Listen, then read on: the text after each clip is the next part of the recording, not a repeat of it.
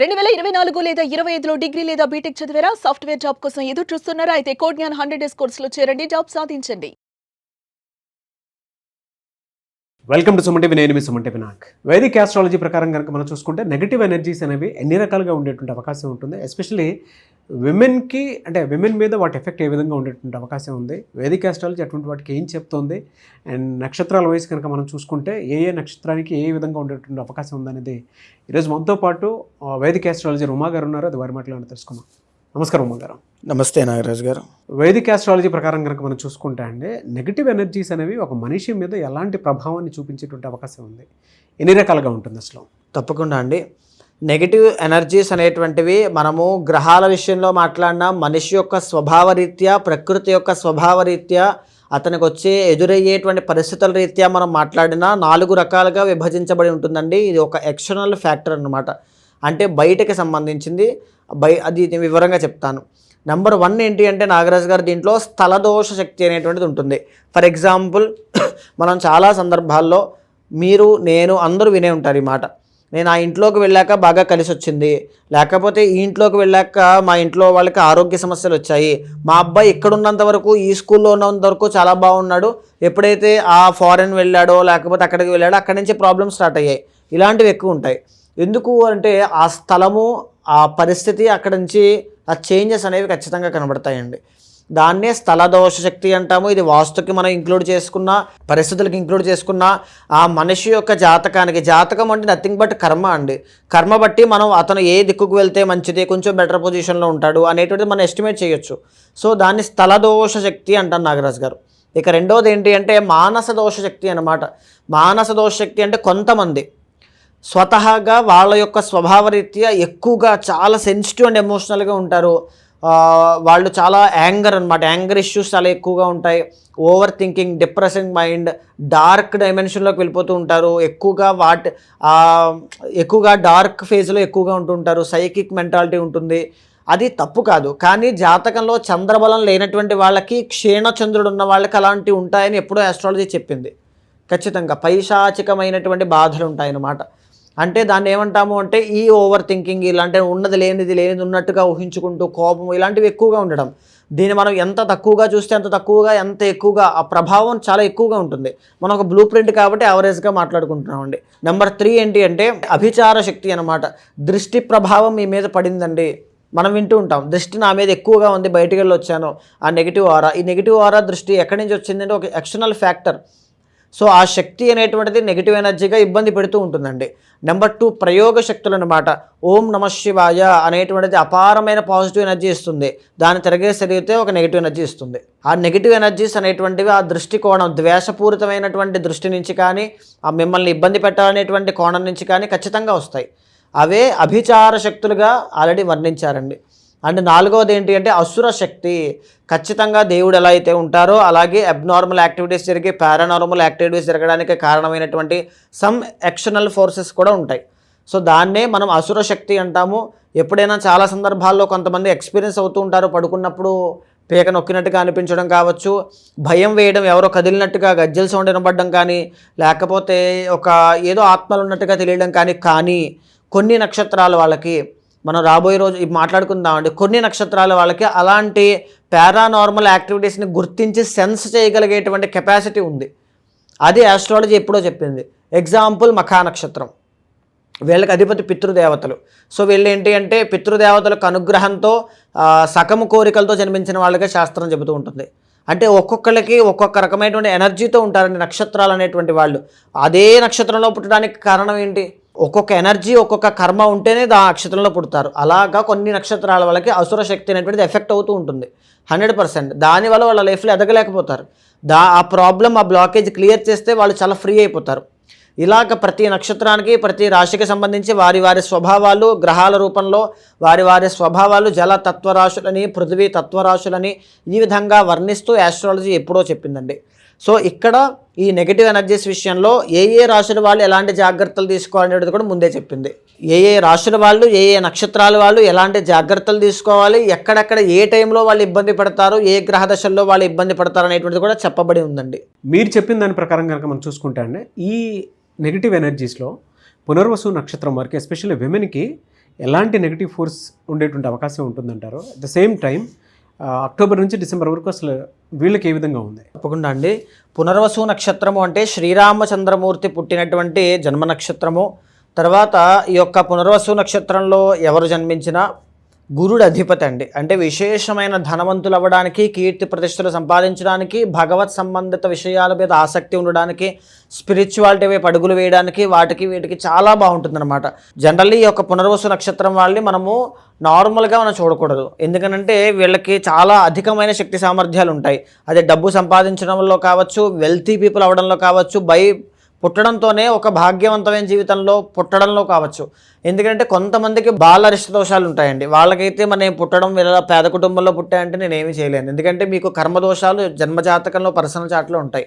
So ఈ పునర్వసు నక్షత్రంలో జన్మించినటువంటి వాళ్ళు వెరీ వెల్తీ పీపుల్ అవ్వడానికి చాలా ఆస్కారం ఎక్కువ ఉంటుందండి. సో ఇక్కడ ఉన్నటువంటి 2 దోషాలండి. మేజర్గా వీళ్ళకి అసుర, అభిచార రెండూ ఉండవు. వీళ్ళకు ఉండేటువంటిది మానస దోషశక్తి, స్థల దోషశక్తి మాత్రమే ఉంటాయి. ఎందుకంటే వీళ్ళు దైవీకమైన నక్షత్రానికి సంబంధించిన వాళ్ళు.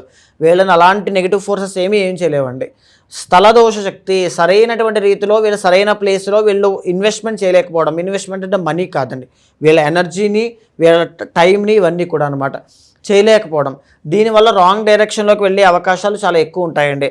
ఎస్పెషల్లీ 1, 2, 3 పాదం వాళ్ళు మిథున రాశిలో ఉంటే 4వ పాదం వాళ్ళు కర్కాటక రాశిలో ఉంటారండి. ఈ 1, 2, 3 పాదం వాళ్ళకన్నా 4వ పాదం వాళ్ళు లైఫ్లో ఎక్కువగా ఇబ్బందులు చూస్తారండి.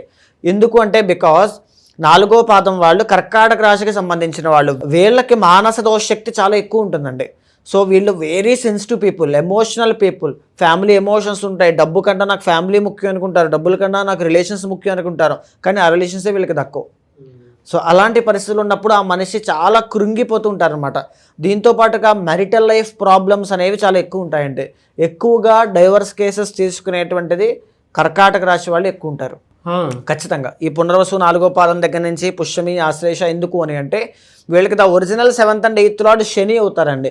ఒకవేళ వీళ్ళకి ఏదైనా శని పర్సనల్ చార్ట్లో వక్రించారనుకోండి, ఇమీడియట్ అనమాట. ఎందుకంటే శని అనేటువంటి మందగమనుడు, స్లోగా. అంటే ఫర్ ఎగ్జాంపుల్ ఒక 4-5 years చాలామంది నా దగ్గరికి వచ్చినప్పుడు ఇలా ఫలానా దోషం ఉందమ్మా, ఇలా ఉందంటే లేదు అండి అంటారు. సో కొన్ని సంవత్సరాలు అయిన తర్వాత మీరు అప్పుడు చెప్పారు లేదని, కానీ ఇప్పుడు జరిగింది అంటారు. కానీ ఆ మూమెంట్లో ఉన్నప్పుడు అది తెలియకపోవచ్చు. రాను రాను క్రమేపీ దశాంతర్దశలు మారిన తర్వాత వస్తుంది. అలాగే కర్కాటక రాశి వాళ్ళకి కావచ్చు, పునర్వసు 4వ పాదం వాళ్ళకి ఈ దోషం ఉంటుందండి. అంటే దీన్ని ఓన్లీ మ్యారిటల్ లైఫ్ మాత్రం దానికే ఆపాదించకూడదు. బిజినెస్ లైఫ్లో మీరు పార్ట్నర్షిప్లో ఏదైనా బిజినెస్ పెట్టారంటే అది డిజాస్టర్ అయిపోతుంది. అసలు 1% కూడా దాంట్లో ప్రోగ్రెస్ కనబడదు.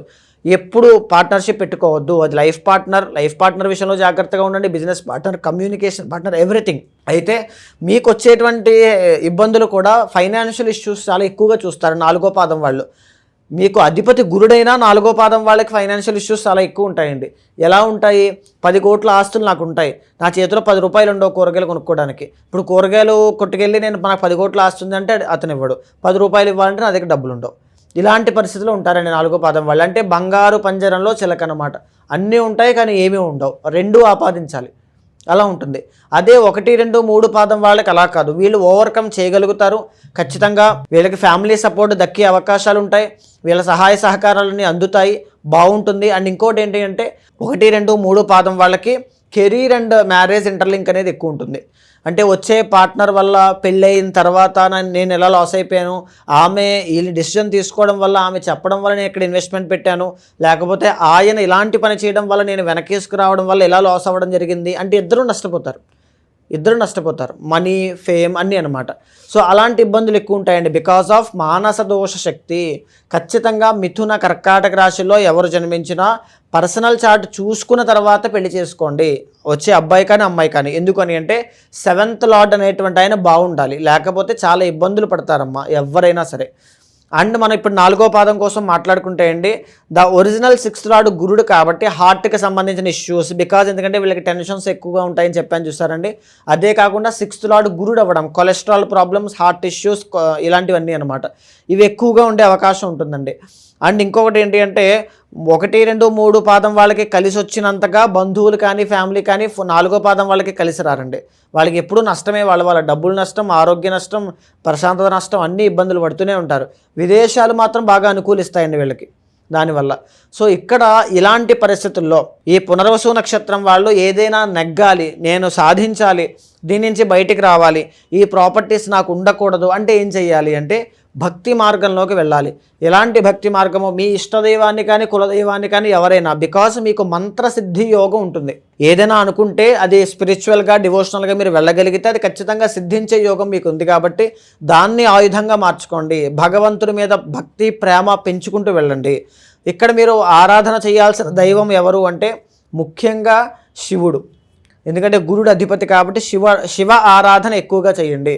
ప్రతిరోజు శివుడికి అభిషేకం చేయండి. అయితే అక్టోబర్ దగ్గర నుంచి డిసెంబర్ దాకా వీళ్ళకి ఏ విధమైన ఫలితాలు ఉంటాయో మనం చూస్తే నాగరాజు గారు, నెంబర్ 1 1, 2, 3 పాదం వాళ్ళకైతే చాలా బాగుందండి. ఎందుకంటే గురుబలం పెరుగుతోంది, శని అనేటువంటి ఆయన బాగుంటున్నారు, ఎవ్రీథింగ్ అన్నీ కూడా బాగుంటున్నాయి. ఓన్లీ వన్ థింగ్, అక్టోబర్ 17 దగ్గర నుంచి నవంబర్ 17 దాకా 4th హౌస్లోకి రవి వచ్చి నీచ స్థితిలోకి వెళ్ళడం వల్ల ఫ్యామిలీలో పేరెంట్స్కి, ఈ యొక్క 1, 2, 3 పాదం వాళ్ళ యొక్క పేరెంట్స్కి ఐదర్ మదర్ ఆర్ ఫాదర్కి హెల్త్ ఇష్యూస్ రావడం లాంటివి కానీ, లేకపోతే ఈ వీళ్ళ యొక్క కుటుంబంలో మీ భార్యాభర్తల మధ్యలో ఇబ్బందులు రావడం, కలహాలు రావడం కానీ జరిగే అవకాశాలు ఉంటాయి. ఆ 1 month చాలా కేర్ఫుల్గా ఉండండి. మిగతాదంతా చాలా బాగుంది. ఇక 4వ పాదం వాళ్ళకి మీరు చూసుకుంటే మీకు 12th హౌస్లోంచి లగ్నంలోకి రవి ఎంటర్ అయ్యారు, 12th హౌస్ నుంచి లగ్నంలోకి గురుడు ఎంటర్ అయ్యారు. శుభకార్యాలు జరిగేటువంటి యోగము, తర్వాత సంతాన యోగములు ఇవన్నీ చాలా బాగుంటాయి. కానీ మనీ విషయంలో ప్రాబ్లమ్స్ ఎక్కువ ఉంటాయండి. బంగారం విషయంలో ప్రాబ్లమ్స్ ఎక్కువ ఉంటాయి. అండ్ 8th లార్డ్ శని కాబట్టి వాహన ప్రమాదములు, గాయాలు ఎక్కువగా ఉంటాయి. ఆకస్మికంగా వచ్చేటువంటి సమస్యలు అనమాట. అప్పటిదాకా సిచ్యువేషన్ బాగానే ఉంటుంది, సడన్లీ ఏదో ఒక వార్త తెలుస్తుంది, దాన్ని ఖర్చు పెట్టాలి, డబ్బులు ఉండాలి, దానికి కావాలంటే కంగారుగా మళ్ళీ ఏదో డబ్బులు పోగు చేయాలి. ఇలాంటివి చాలా ఎక్కువ ఉంటాయి నాగరాజు గారు. సో అష్టమ శని అంటాం దీన్ని. తిరుమల క్షేత్రానికి వెళ్ళి శ్రీవారి దర్శనం చేసుకుని రండి, చాలా బాగుంటుంది. ప్రతి శనివారము 4వ పాదం వాళ్ళు శనికి తైలాభిషేకం చేస్తూ ఉండండి. 1, 2, 3 పాదం వాళ్ళైతే ముఖ్యంగా స్ఫటిక శివలింగానికి కానీ మరకత శివలింగానికి కానీ అభిషేకం చేయండి, అద్భుతమైన శుభ ఫలితాలు చూస్తారు. అంటే కొంతమందికి దోషాన్ని బట్టి రెమెడీ ఖచ్చితంగా పాటించాల్సినటువంటి కొన్ని ఉంటాయి. అంటే మీరు చెప్పినటువంటి నెగిటివ్ ఎనర్జీస్లో కొన్ని ఫోర్సెస్ని బట్టి ఏం రెమెడీ తీసుకుంటే బాగుంటుంది అంటారండి వీళ్ళకి? అంటే ఎలాంటి రెమెడీస్? ముఖ్యంగా పునర్వసు నక్షత్ర జాతకులు ఎవరైనా సరే అండి, సూర్యుడి యొక్క ఆరాధన చేసినా లేకపోతే శివుడి యొక్క ఆరాధన చేసినా రాజయోగం పడుతుంది వీళ్ళకి. ఎప్పుడు చేసిన ఆకస్మిక ఐశ్వర్య ప్రాప్తి, ఇలాంటివన్నీ సూర్య ఆరాధన, శివ ఆరాధన వీళ్ళిద్దరినీ టచ్ చేస్తే ఖచ్చితంగా రాజయోగం పడుతుంది. అది ఏ రకంగా రాజయోగం పడుతుంది అంటే మీ శక్తి, ఓపిక దాన్ని బట్టి చేసుకోవాలి. సూర్య నమస్కారాలు చేయండి. సూర్య నమస్కారాలు అంటే నార్మల్గా మీరు నమస్కారాలు చేసుకోవడం కాదు, వైదిక మార్గంలో ఒకటి ఉన్నాయి సూర్య నమస్కారాలని, అవి చేయించడం అనమాట. అది కావచ్చు. శివుడికి సంబంధించి యాగము కానీ, హోమము కానీ, అభిషేకం కానీ ఏదైనా సరే మీ శక్తి బట్టి అండి, చేసినంత వరకు మీకు ఆ రాజయోగం ఖచ్చితంగా పడుతుంది. రెమెడీస్ ఏమైనా ఉంటాయండి? అంటే మీరు చెప్పిన దాని ప్రకారం కనుక మనం చూసుకుంటే కొంతమందికి ఏంటంటే పర్సనల్ చాట్ త్రూ మిమ్మల్ని వచ్చి కలవాలనుకునేటువంటి వాళ్ళు ఉంటారు. వీటికి రెమెడీస్ ఏ విధంగా ఉంటాయి? మిమ్మల్ని ఎలా అప్రోచ్ అవ్వాలి? తప్పకుండా అండి. అలాంటి వాళ్ళు ఎవరైనా ఉంటే మీకు కింద కనిపించే నెంబర్కి కాల్ చేస్తే మా వాళ్ళు మీకు పూర్తి వివరాలు అందిస్తారు. మీ యొక్క జాతకాన్ని చూసిన తర్వాత చాలామంది నాకు వచ్చినటువంటి వాళ్ళలో కావచ్చు, నేను చూసిన వాళ్ళలో కావచ్చు, నేను సరైన వృత్తిలోకి వెళ్ళకపోవడానికి నా తల్లిదండ్రులే కారణం, లేకపోతే నేను నా జీవితం ఎలా ఉండడానికి ఆ దేవుడే కారణం అనేటువంటి ఒక రాంగ్ డైరెక్షన్లో ఆలోచించడం మొదలుపెట్టి వాళ్ళ జీవితాన్ని వాళ్ళే నాశనం చేసుకుంటూ ముందుకు వెళ్తారండి. అదే పాస్ట్ లైఫ్లో వాళ్ళు కరెక్ట్గా ఏ డైరెక్షన్లోకి వెళ్తే బాగుంటుందో వాళ్ళకి తెలిసినట్లయితే ఇప్పుడు ఆ కర్మ అనుభవించేవారే కాదేమో. సో అలా ఎవరున్నా సరే ఖచ్చితంగా మీ వెనకాల నేను ఉంటాను. ఒక బ్రదర్లా కావచ్చు, ఫ్యామిలీ మెంబర్లా కావచ్చు, లేకపోతే ఒక ఆస్ట్రాలజర్లా కావచ్చు, మెంటర్లా కావచ్చు. మీ జాతకాన్ని చూసిన తర్వాత గోచారంతో సమన్వయం చేస్తూ ఏదైనా దోషాలుంటే శాంతి పరిహారములు ఆచరింపజేసి భగవత్ అనుగ్రహం కలిగేలా చేస్తాను. Ravi sir, thank you so much Uma గారు. నమస్తే అండి. చూసారు కదండి వీడియో. ఈ వీడియోపై మీ అభిప్రాయం కమెంట్ బాక్స్లో పోస్ట్ చేయండి. ముఖ్యంగా మీరు కనుక మీ పర్సనల్ చార్ట్ త్రూ విద్య, ఉద్యోగం, వ్యాపారం, ఆర్థికం లాంటి విషయాల్లో అసలు మీకు ఏ విధంగా ఉంది అండ్ ఎలా ఉంటే మేము లైఫ్ని బెటర్గా పర్ఫామ్ చేయగలుగుతాము అనేటువంటి విషయాలు కనుక ముందే తెలుసుకొని ఏదైనా దోషాలు ఉంటే దాన్ని క్లియర్ చేసుకుందాము అనుకునేటువంటి వాళ్ళు, వేదిక్ ఆస్ట్రాలజీ త్రూ ముందుకు వెళ్ళాలి అనుకునేటువంటి వాళ్ళు ఉమా గారిని సంప్రదించాలి అనుకుంటే స్క్రీన్ మీద మీకు కాంటాక్ట్ నెంబర్ కనిపిస్తుంది. దాన్ని మీరు కాల్ ఆర్ మెసేజ్ వాట్సాప్ చేసి వెంటనే అపాయింట్మెంట్ బుక్ చేసుకోండి. ఈ వీడియో లైక్ చేయండి, షేర్ మాత్రం తప్పకుండా చేయండి. ఇలాంటి మరిన్ని వీడియోస్ కోసం మా ఛానల్ ఫాలో అవ్వండి. Thank you.